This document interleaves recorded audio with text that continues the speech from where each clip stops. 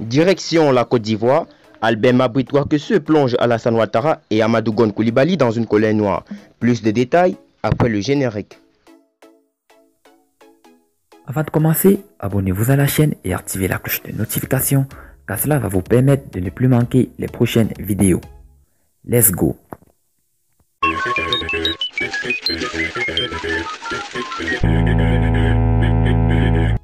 Le président de l'Union pour la démocratie et la paix en Côte d'Ivoire, Albert Mabry Touakese, a procédé à une restructuration de sa formation politique. Les pro-Gon qui commençaient déjà à s'agiter ont été purement et simplement radiés. Mabry a donc à la barre et continue son combat avec des militants fidèles et loyaux. Soulevant ainsi la colère du chef des fils des oufoutistes Alassane Ouattara et son poulain Amadou Gon Coulibaly. À l'Union pour la démocratie et la paix en Côte d'Ivoire, il n'y a pas deux chefs. Le seul commandant à bord se nomme Albert Mabry Touakese. Et il vient de le rappeler à tous ceux qui en doutaient le 10 avril 2020. Le premier responsable de l'UDPCI a mis en place une nouvelle équipe dirigeante. Albert Findé et Bernard Ourega, respectivement deuxième et troisième vice-président du parti, ont été radiés. Dans la nouvelle équipe dirigeante, on note une autre absence de taille. Il s'agit de celle du député de Divo, Famoussa Coulibaly, lui aussi remercié pour son activisme dans la campagne du rassemblement des oufoutistes pour la démocratie et la paix à la présidentielle d'octobre 2020.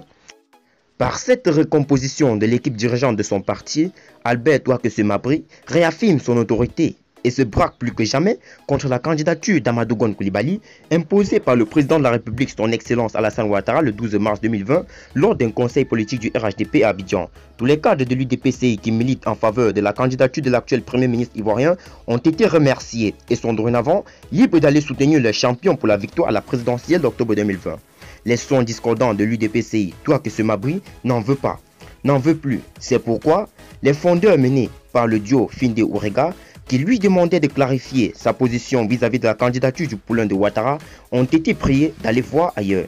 De ce nettoyage que vient de connaître le parti fondé par le général Robert Gué, on peut déduire que Mabry Touakese s'éloigne de plus en plus du RHDP et qu'il est même prêt à découdre avec la machine du parti au pouvoir dont les leviers sont soutenus par Alassane Ouattara. Surtout qu'au RHDP, il est de plus en plus question de mettre fin aux activités des partis fondateurs afin de se consacrer uniquement au parti unifié qui a pour deuxième vice-président Touakese Mabry, qui apparaît comme un homme têtu aux yeux du nombre de responsables du RHDP.